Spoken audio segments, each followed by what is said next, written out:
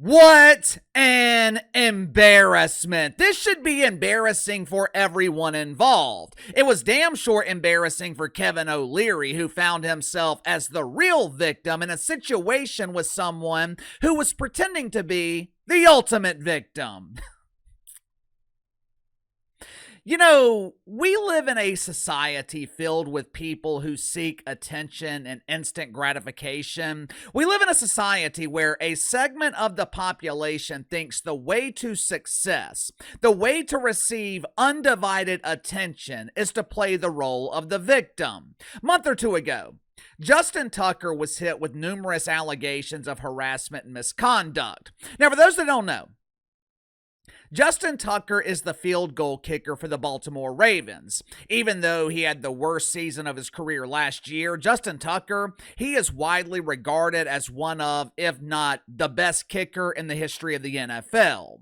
When the story broke back in January, maybe it was early February, everyone was quick to jump on it. A lot of people were quick to convict Justin Tucker without knowing what the hell was going on. Me personally, I didn't comment on the story because, well, to be honest with you, I was skeptical of it. And the reason I was hesitant, the reason I was skeptical, it's because the mainstream media, they were not giving us both sides of the story. That does not mean that Justin Tucker is innocent, doesn't mean he's guilty. But the mainstream media, they were framing the narrative that he was automatically guilty because a group of women said so. For the better part of a decade now, mainly since the Me Too movement, you guys remember that? If a dude smiled at a bartender, me too! If a dude put his arm around a girl and asked if he could buy her a drink, ooh, girl, me too! If a man asked a woman to marry him, ooh, girl, me too! Ever since the Me Too movement, men have essentially been forced to be extremely careful in their interactions with women. Because all it takes is one allegation. All it takes is an accusation, and a man can have his life destroyed. We see dudes having their lives destroyed over things that did or maybe even didn't happen decades ago. When our parents and grandparents were growing up, it wasn't like that. You know how your grandfather probably met your grandmother? He was walking down the street one day and he noticed future granny gliding down the other side of the road. She probably had bouffant hair. Maybe she was wearing a nice sunflower dress or whatever the hell they were wearing back in the 50s and 60s. Future grandpa, he either yelled from across the street or ran up to approach future granny and said, "You look beautiful today. Why don't you let Superman take you out to dinner tonight?" 50, 60 years later, they are still living happily ever after. Today, a lot of dudes would be hesitant to approach a woman that way because it could be deemed inappropriate. At the same time, good single women, they are out here wondering, where are all the real men at? The answer is the real men, they're at home where it's safe. Kind of hard to be accused of something when you're spanking the wanker on Tinder. Last night on CNN, we were given another example of how careful men have to be in their interactions with women. Once again, the controversial segment, it happened on Abby Phillipps' primetime dump. Now, credit where credit is due. Abby Phillip, she is becoming the most interesting show on CNN. Hell, she's hosting one of the most interesting shows in cable news. Last night, Kevin O'Leary from Shark Tank, he was part of the panel. He was sitting next to a lady named Angela Rye. At one point, Kevin O'Leary politely touched her arm. Now, for most people, this would be no big deal. But according to Angie, this was a violation of my personal space. Call social worker Shanice! I'm being harassed!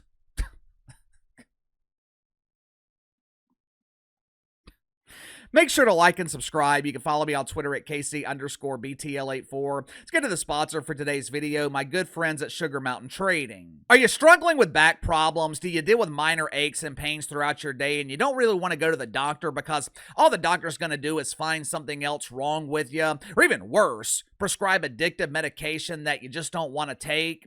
Me personally, I hate going to the doctor. So does my wife, who actually deals with back pain, which is why she started using CBD lotion and oil from Sugar Mountain Trading. Now, this is not THC. It's not going to make you fail a drug test.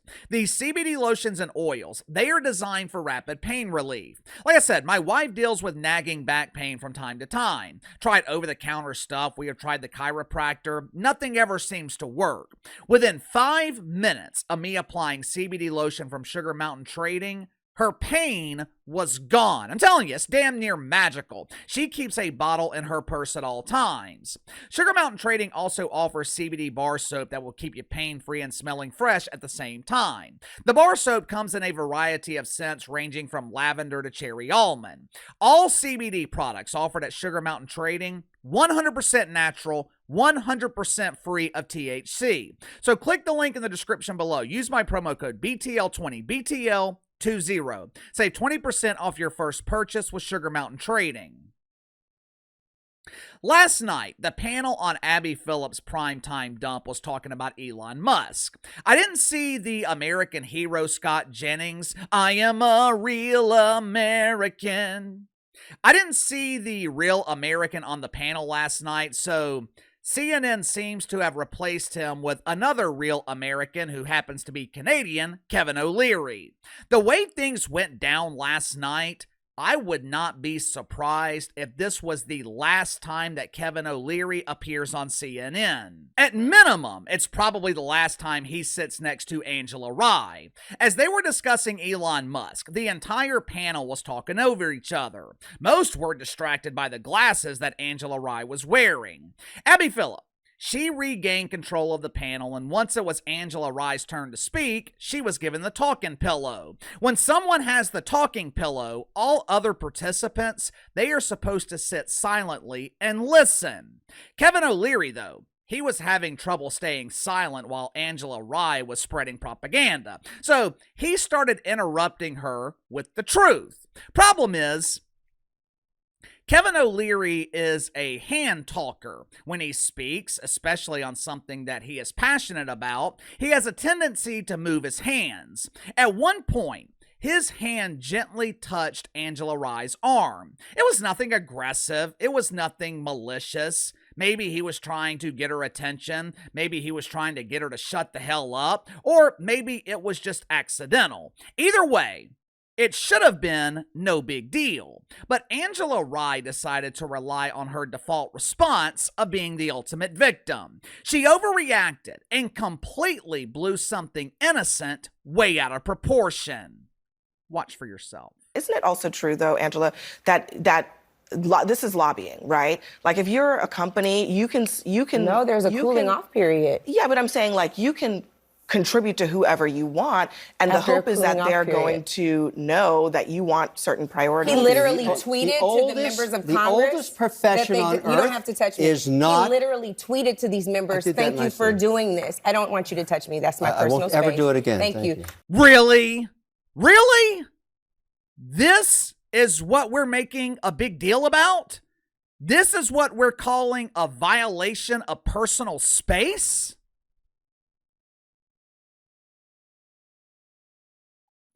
If I was Kevin O'Leary, I would never work with Angela Rye again. If I was CNN, I don't know if I would want Angela Rye appearing on my network. Reason being, it's too risky. It's too much liability. If you can overreact and make a big deal over something innocent like this, what else are you capable of over-dramatizing?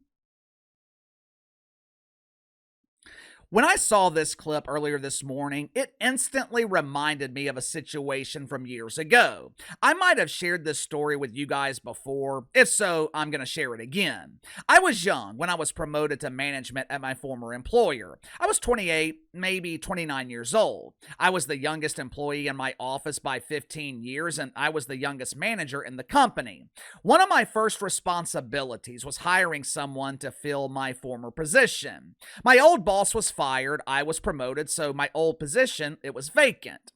I had interviewed 5, maybe 6 people. I narrowed it down to the final candidates. One of them was a dude who was close to my age. The other candidate was a nice lady who was probably 40, 45 years old at the time. She had years of experience in the industry. She was way more qualified than the dude. She had contacts. She was familiar with the market. Obviously, I was going to hire her.